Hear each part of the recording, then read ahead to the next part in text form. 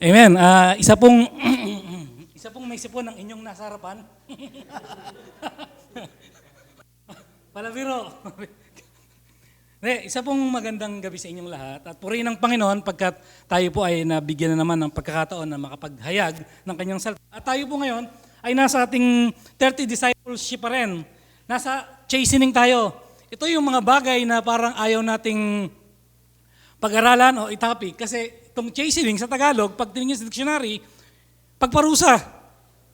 Yan yung Tagalog niyan. Pero siyempre, ang ibig sabihin ng chastening, sabi diyan, to chasten means to correct or to discipline. Para itama or disiplinahin. Kaya ang ganda, no, di ba?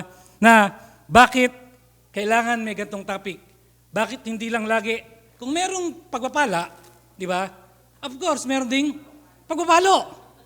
Yan ang buhay ng Kristiyano, hindi lang dumarating sa ganyan. Merong pagpapala, may pagpapalo, may pagtitiis, may pagtsatsaga. Di ba?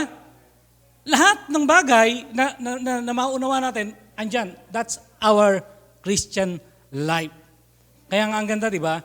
May pagpapala, hindi lang pagpapala tayo dapat nakapokus, may pagpapalo, may pagdidisiplina, may pagtuturo. Ang dami. Kaya ang topic natin ngayon, dun tayo sa pagtuturo or pagdisiplina. Interchange to ha. Depende sa inyo kung sa inyo parang parusa, kung sa inyo parang pagtuturo, kung sa inyo parang pagdisiplina, it's up to you. Pero ang important, mamaya malalaman natin kung ano yung gusto ni Lord. Kaya ang ating babasahin na nating konteksto ngayon sa Hebrews chapter 12, verses 5 to 11. Can we all stand? Basahin lang natin. Basahin ko ng verse 5, basahin nyo ng verse 6, verse 11, sabay-sabay tayo ha. Unahin basahin ko. And you have completely forgotten this word of encouragement that addresses you as Father addresses His Son. It says, My son, do not make light of the lights of the Lord's discipline, and do not lose heart when He rebukes you. 6.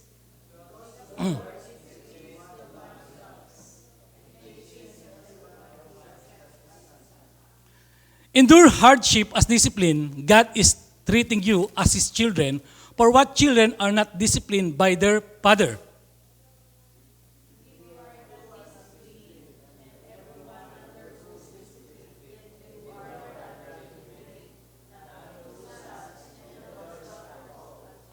Moreover, we have all had human fathers who disciplined us and we respected them for it. How much more should we submit to the Father of spirits and live?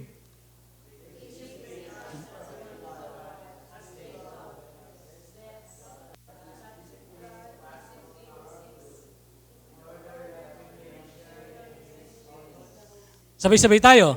11. No discipline seems pleasant at the time, but painful. Later on, however, it produces a harvest of righteousness and peace for those who have been trained by it. Let's pray. Father in heaven, Lord, we thank you for a wonderful opportunity na kami po ay nagkasama-sama muli ngayong gabi, Panginoon, upang mag-aral ng inyong salita. Lord, we pray na hindi lamang po namin ito mapag-aralan, kundi Lord God, maisapuso namin at may apply namin sa buhay namin as we learn from your word, O Lord God. Teach us to submit heartfully, O Lord God, through your word. In Jesus' name, amen. Maiksi lang tayo. Alam niyo naman tayo, laging maiksi at ang sarap sa Tagalog kasi talagang ramdam mo magsalita ng Tagalog, di ba? Kaya itong passage na to, dito ko na rin kinuha yung pointers. Hindi na ako lumayo. Kasi andyan, unang-una, we need to understand bakit binigay ni Lord to. Why there is discipline, why there is correction, why there is rebuke. Bakit? Bakit yan? Bakit, di ba? Naisip nyo kaya, bakit? O, di ba? Of course, kasi meron tayong nagawang mali. Meron tayong nagawang hindi tama. Meron tayong nagawang mistakes. Kaya binigay ni Lord to.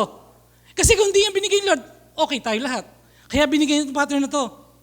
Yun yung parang common sense na andaling sabihin. Binigay niyan for us to learn, to teach, to respond. Di ba? Kaya ang unang topic ko, ang unang point ko dito, All scripture, hindi yan. All scripture is God-breathed and is useful for teaching, rebuking, correcting, and training. So doon pa lang sa verse na sinabi ng Bible, andun na lahat.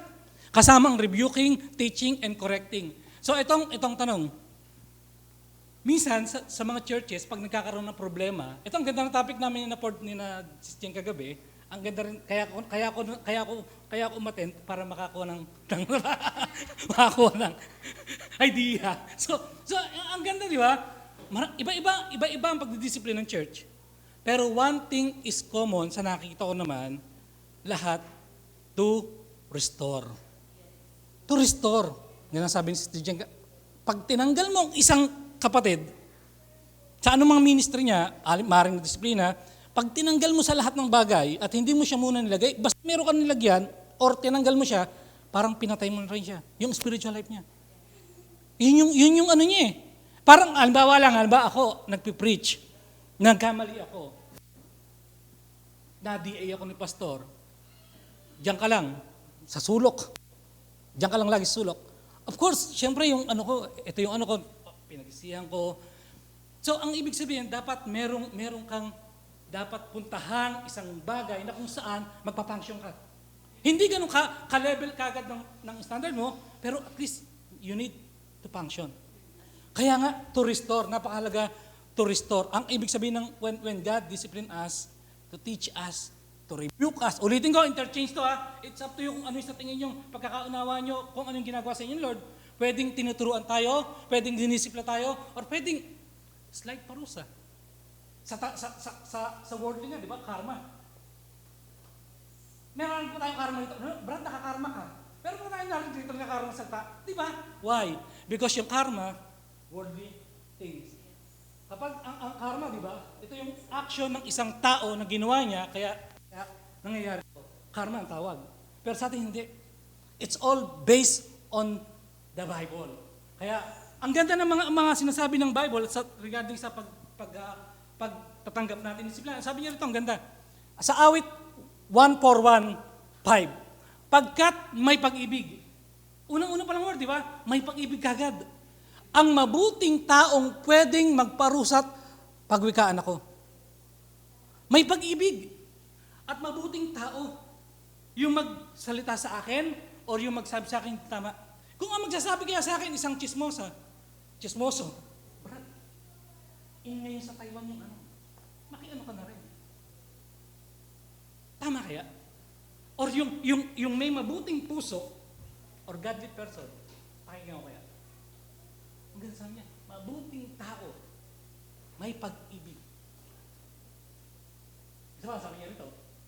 Proverbs 13:8, whoever regards discipline comes to poverty and shame.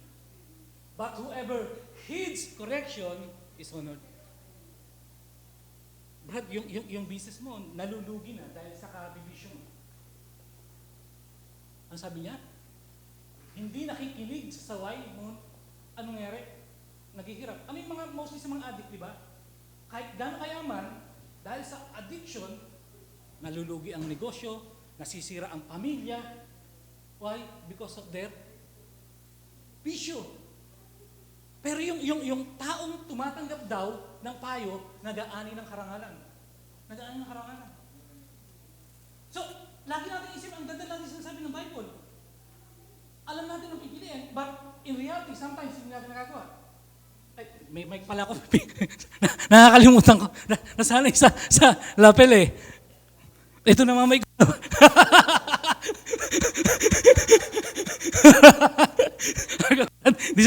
So, ito na, di ba?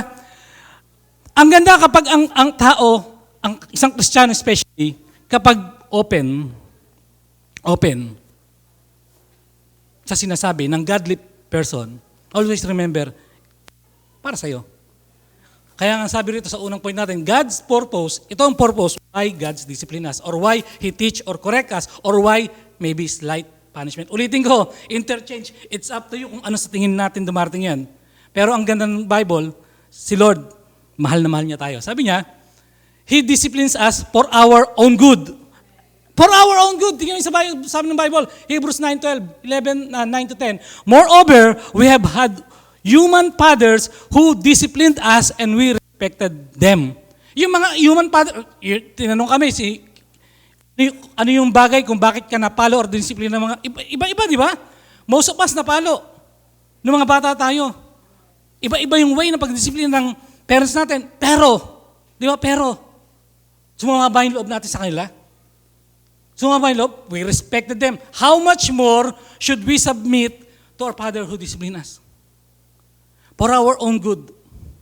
Kaya nga ang mga parents natin, di ba, pag sinasabihan tayo ng, gaya si Ford, di ba, kumising ka ng maaga, to train. Dahil bibili ka ng pandesal. Bibili siya ng pandesal na madaling araw. Hindi, bakit sinasabi ng mga parents natin, wag kang sumama sa mga barkada mong yan. Yung mga barkada mong lagi akong chismosa na sabi, chismoso or addict or kung ano man, para ba sa kanila, sa parents yun? Ang parents ba, kapag ang parents nagdidiscipline or nagtuturo, nagko-correct sa atin, malakas ba sila? For their own good ba? For their own good? For our own good. Diba? Walang parents. In this thing, laging dalawa yan.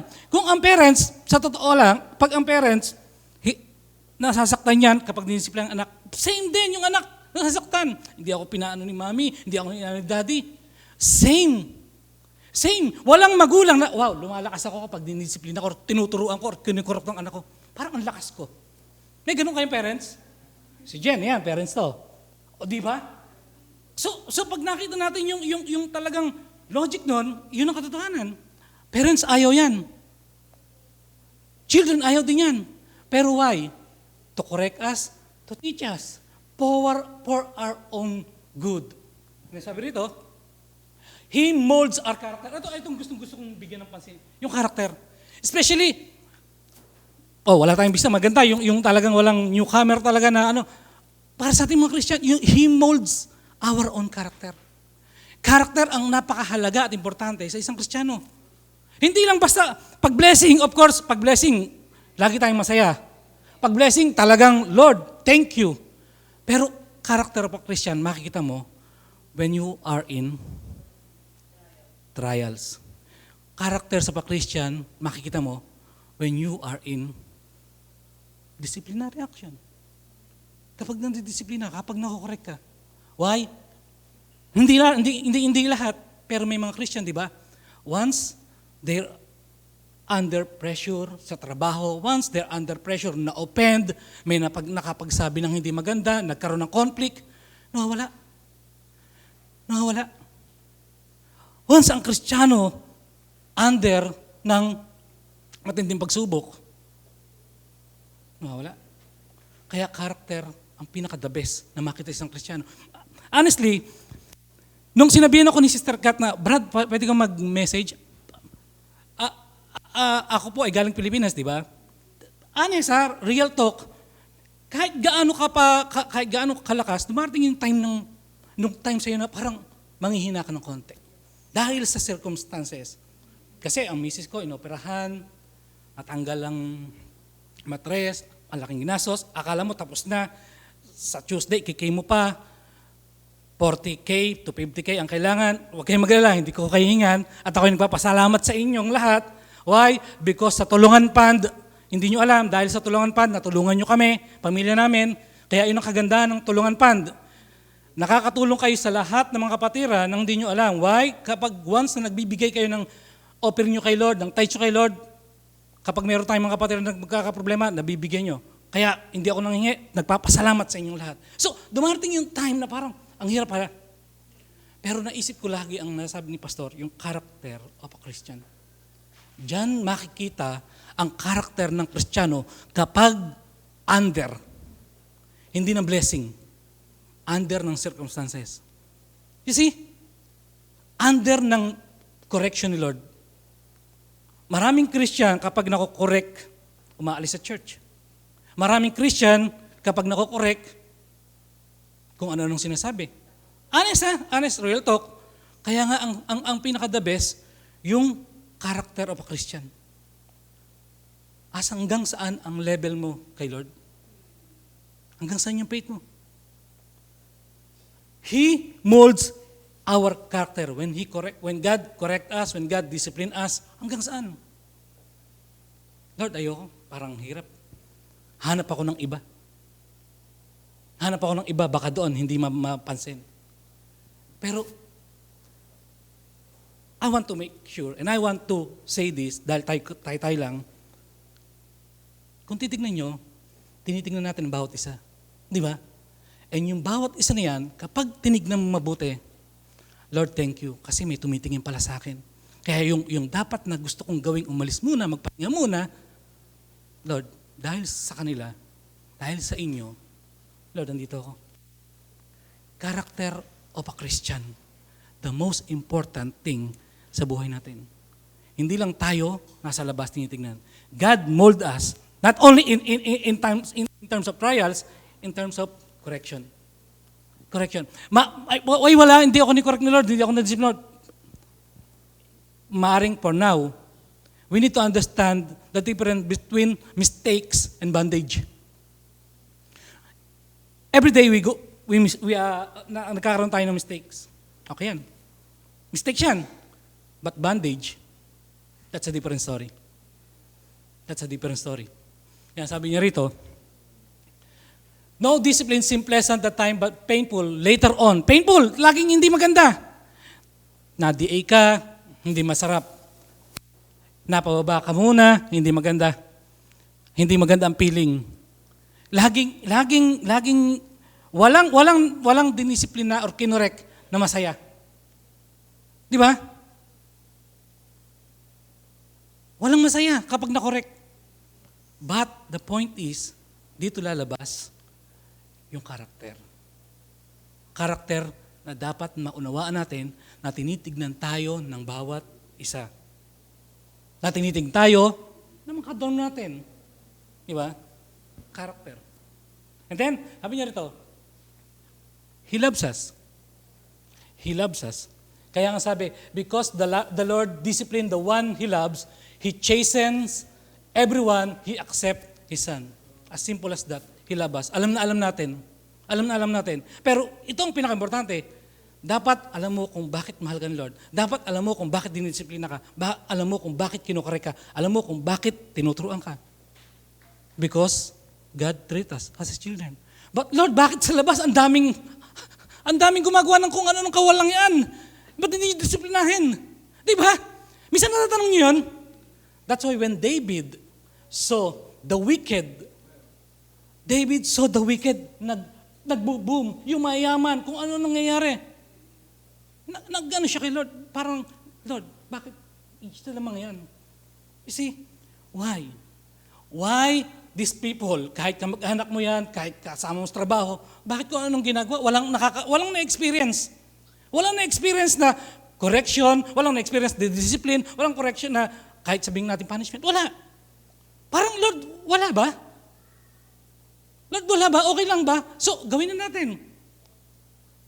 So, ang ganda na sabi niya, the Lord disciplined the one He loves and He accepts His children. Kaya dapat alam natin yung salitang why He accepts us because, ang sabi dito sa ang lahat ng tumanggap.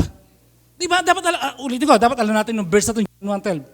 Para maunawaan natin na tayo ay anak ng Diyos. Ang lahat ng tumanggap. Tumanggap ba yung mga nasa labas? Tumanggap ba yung mga gumagawa ng kung ano-anong kababalagan? Tumanggap kaya? Tama ka Brad, hindi no? Di ba? So, ang ibig ko sabihin, ang lahat ng tumanggap at sumampalataya sa Kanya ay binigyan niya karapatan maging anak. Since anak niya tayo, ito yung sinabi niya. Because I love you, anak kita. Papatayin kita. Hindi, joke. Joker. Parang hindi ko makuwang maging seryoso ng todo. Parang lumalapit yung commercial. So, di ba? Tandaan nyo ha, pag naisip niyo yan, Lord, bakit grabe sa labas? Umaasenso sila, grabe ang OT nila, pero pagkatapos ng OT, nababae, nalalaki, nagiinuman, kung anong ginagawa. Pero bakit umuunlad sila? Bakit wala ako nakakitang konting disiplina? Samantala ako, Lord, makagawa lang ng konting ito kagad ang disiplina, ito kagad ang correction mo. The moment na maisip natin yan, Lord, thank you. ang lahat ng tumanggap sa Kanya, we are His son. Time will come, maunawaan natin yan, we have an eternal life. We have joy and peace. Yun ang the best. Then, sabi niya rito, the purpose why God's discipline us, sinabi natin, God sa labas, so what's our response? What our response to God? So, ito na. Responding on God's discipline, that's my title for tonight. So, pinakita niya yung kanyang pagmamahal sa atin, why He disciplined us, what's our response? Una, respond with humility. Humility. Di ba kaya sa natin, maraming maalis, kapag kinukorek mo, kung anong sinasabi. Remember si David, bakit si David ang napakaganda? When David, alam na natin yung story niya, kay Bathsheba, ganyan-ganyan, no? Nilapitan siya ni Nathan, nirebuke, sinabi yung kanyang nagawa. First thing na ginawa ni David, I have sinned against the Lord. Yun ang unang pumasok kanya. He never blame others. Hindi niya blame si Bathsheba. Lord, si Bathsheba naliligo eh. Lord, si Bathsheba, Lord. Kayo rin may kasalanan siguro, Lord. Ba't niyo inalaw na si Bathsheba maligo? Doon, kitang-kita ko pa. Hindi gaya ni Adam, di ba? Lord, si Ibi, yung binigay mo. Siya yung nagano sa akin. Nag-blame yun. Di ba? Nag-blame siya. Meron siyang blame. Ito, wala.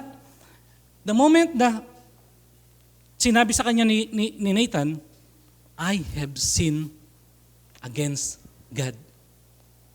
Respond with humility. Sabi rito, sabi ito kaya, ang ganda-ganda, have mercy on me. Kaya nung siya ay nalaman niya, ako'y makasalanan ako, nakagawa ako ng kasalanan kay Lord, itong sabi niya kagad, have mercy on Lord. Lord, patawarin mo ako. O God, according to your unfailing love. And then sabi niya, yung last, wash away all my iniquity and cleanse me from my sin. Kaya, honest, again and again, mistakes and bondage. And then, sabi ko sa isang kapatid to, I don't know if kaya nyo rin ako, kapag nakakagawa ako ng mali, kasalanan kay Lord, umiiyak ako. Lumuluhod ako. At doon ko napapatunayan, Lord, ang difference ng believer at ang believer. Why? You see, ang unbeliever, kapag nakagawa ng mali, kasalanan, routine sa kanila yan. Wala sa kanila yan. Pero ang isang Kristiyanong nakakagawa ng kasalanan, pinagsisihan, umiyak kay Lord, here's the point. Mas lalong lumalapit kay Lord. Hindi ko sinabing gumawa kayo ng kasalanan para lumapit kay Lord. What I'm trying to say is, you see the difference kapag ang isang Kristiyano nakakagawa ng mali at pinagsisihan niya, iniiyak niya, lalo siyang lumalapit kay Lord ng todo. Pero ang isang hindi mananampalataya, pag nakagawa ng mali, it's like a routine. It's like a routine. Walang problema. Who cares? Diba? Kaya nga ang ganda rito, respond with humility. Kapag tayo ba ay nakagawa ng mali, kinorek tayo, may sisisimba tayo? May sisisimba tayo? Respond with humility. Second, respond with right action. Action. Ang sabi rito, sa Proverbs 3:11-12, my child, don't reject the Lord's discipline. Don't upset when He corrects you. For the Lord corrects those He loves, just as father corrects child in whom He delights. Ano mo sabi? Ang ganda. Don't reject the Lord's discipline. Don't be upset. Again and again, hindi ko alam kung dumating kayo, dumaan kayo, dadaan, or per time will come. Maari, in our Christian life, dumating kayo sa ganitong bagay, remember, Jesus. Remember His Word. Remember yung topic. Remember yung mga bagay na pinag-aaral natin na kapag dumarating yung bagay, anong maisip natin? Isip natin, Lord, humility, right action. Ay, sabi niya, James 4:17, therefore, to him who knows to do good and does not do it, to him it's sin. So, anong sabi? Respond with right action. Alam mo nang mali yung ginagawa mo, alam mo nang mali, pero hindi mo pa rin ginagawa. Hindi ka pa rin umaalis. Kaya nga, yung iba yung bandage. Kaya nga, ito again nanood na naman ako kay Rapi Tulfo, may pauwi naman taga-Taiwan. may pauwi na naman, nahuli kasi sa cellphone, yung photo. So, kung ako, pwede lang marami lang magalit sa akin eh. Parang gusto ko lang sa Facebook eh. You see, right action, when somebody corrects you. God uses many things. God uses many people. Kaya nga, ang point lang, yung taong to, ito ba ay karapat-dapat?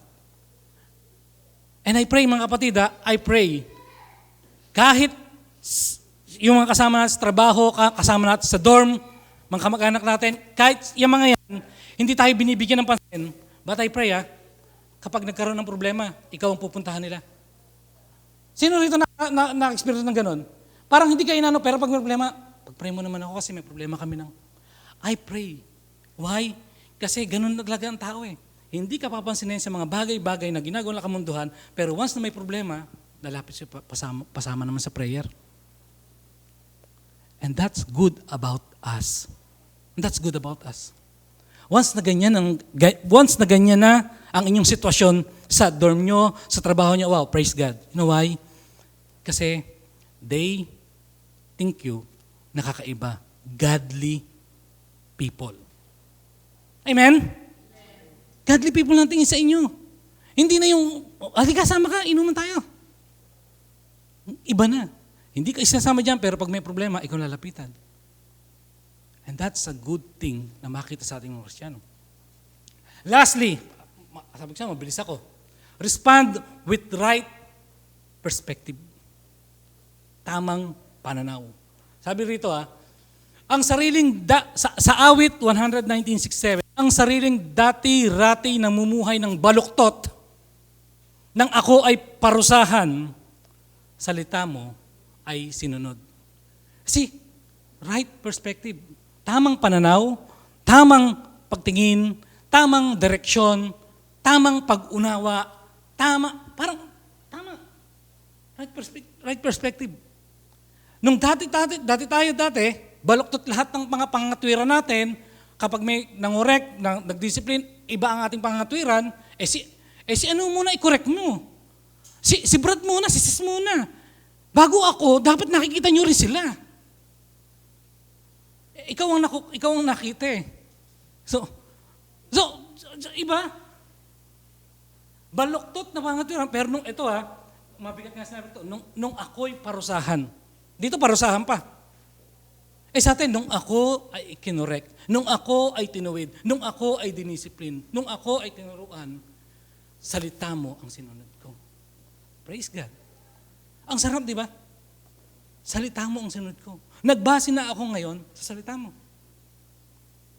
Hindi na sa mga salita ng mga tao, hindi na salita ng mga kapatiran, salita mo na.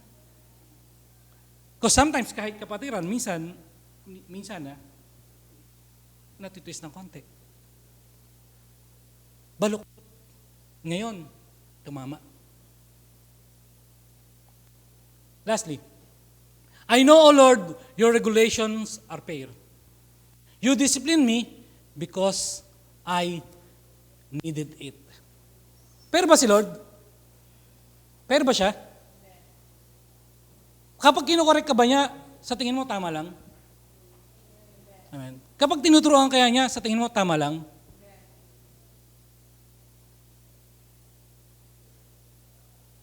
Si Job, under trials, ang dami niyang tanong kay Lord. Pero the moment na maunawaan niya at pinakilala ni Lord kung sino siya, sabi ni Lord sa kanya, nasaan ka nung likhain ko ang mundo? Nasaan ka? So, si Job, sa lahat ng sinabi ni Lord, lahat ng tanong niya, doon pa lang sinabi niya, napanganga. Oo nga. kung sino si Lord at kung sino tayo. Mga kapatid, the moment na tayo ay nakokorek, na tayo na discipline, or sabihin natin again, slight punishment by God, na sa tingin natin, yun yung time na napakasarap bumalik kay Lord. Always go back to God. Why? Kasi tayo mga Kristiyano, ang tendency na natin lagi, kapag smooth ang buhay, kapag puro blessing, all's well. All's well. At ang sarap, kapag si Lord, hindi man tayo madisiplina, pero ang sarap, kapag laging siya yung nakikita natin, laging inuun natin, laging sinisik natin sa buhay natin, no matter what circumstances are. Again and again, under pressure, under trials, under depression, under stress, especially sa ating mga trabaho, kaya si Jem laging pagod yan. sa trabaho namin sa ano ngayon, puro pagod-pagod ngayon. Pero again and again, ito ang maganda makita, yung karakter. Kaya kung bakit gusto kong i-emphasize at lagi bigyan ng pansin yung karakter, kasi ito tayo eh. Ito tayo. Character of a Christian. Na kapag may problema, may trials, may pagsubok, may correction, ano na tayo? Ano na tayo? Babalik ko lang dito sa huling-huli, bago ako magtapos. Sabi di ba dito?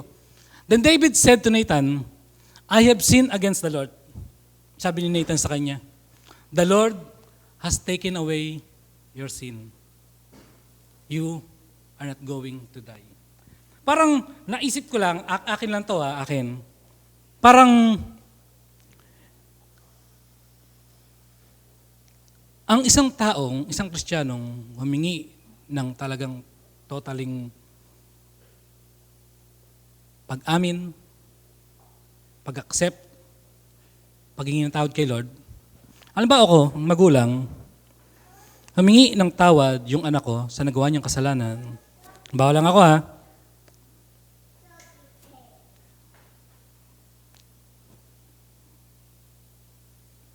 Iko-correct ko pa siya. Ipapunish ko pa siya kahit light lang. Humingi ng tawad. Akin lang to, parang kasi naisip ko, ang ganda kasi lagi ng the best na once na binigay ng Bible, tong verse na to talaga.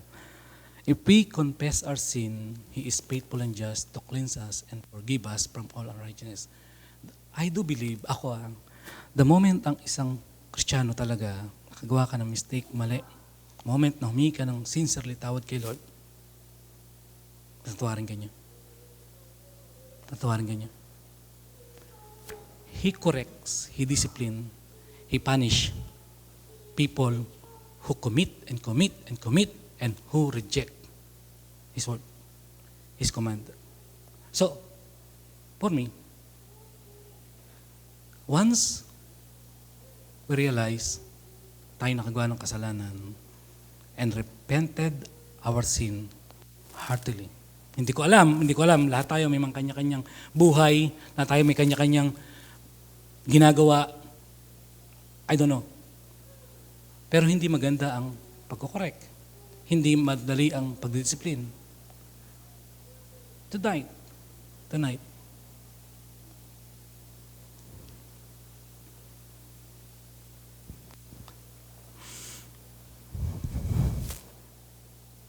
Can you all stand?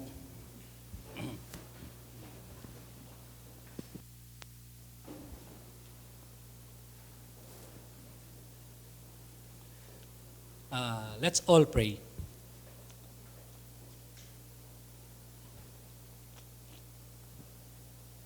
Lord, thank you for your word today. Lord, every day of our lives, we commit mistakes. And Lord, through that mistakes, we don't know, Lord God, if you are teaching us or if you are correcting us. But Lord, tonight, Panginoon, I don't know kung meron sa amin ang mga nasa bondage, mga slave ng iba't ibang uri ng addiction. Kung wala, Lord, thank you so much for all these brothers and sisters, O Lord God. At truly, Lord God, na ikaw ang inuuna. Father in heaven, Lord, we pray in the mighty name of Jesus, O Lord God. Help us, Panginoon, sa lahat ng mga weaknesses namin. Especially, Panginoon, sa aming mga may asawa na malayo sa aming mga asawa. Lord, prone kami sa lahat ng bagay. Ingatan mo kami, Panginoon, na lagi naming isip sa aming mga puso't isipan, ikaw ang unang-una at yung mga tumitingin sa amin. Lord, dalangin din namin sa inyo, Lord God, ang lahat ng mga kapatiran na nato ngayon, na totally, O Lord God, maunawaan nila kung ano ang karakter na nais mong ipagkalob sa amin. Karakter, O Lord God, na kahit anong pagsubok, we are faithful to you. Na kahit anong under pressure sa trabaho, pressure sa financial, pressure, Lord God, sa material na bagay, pressure sa family, pressure, Lord God, sometimes sa ministry, pressure sa trabaho, pressure sa dorm, O Lord. Lord, we pray yung character, Lord God, na nais mo sa amin, Lord God, it will bring us out, O Lord God. Not because of us, it because of you. So that people will see, kahit anumang aming pinagdadaanan, ikaw ang nakikita, Panginoon. Lord, thank you for correcting us sa aming mga pagkakamali. Thank you, Lord God, for disciplinaring us sa mga bagay-bagay na hindi namin na dapat gawin pero nagagawa. Lord, thank you sa mga tao, Lord God, na pinapadala mo, na pinapakusap mo sa amin para i-correct kami. Lord, help us that we respond with humility. Help us, O Lord God, that we respond with right action. Help us, O Lord God, na maunawaan namin to, Lord God. Ay hindi lang po puro blessing, hindi lang po puro kaayusan. Lord God, ang buhay ng Kristiyano, lahat dinaraan namin. But through your word, through your grace, through your love, O Lord God, we are here. So thank you, Panginoon. As we leave this place, O Lord God, dalangin namin, Panginoon, na yung salita mo, yung aming natutunan ngayon, ay may apply namin kapag dumating yung time sa amin na. Lord, thank you so much. We bring back all the glory, honor, and adoration in the mighty and powerful name of Jesus. And everybody says, Amen.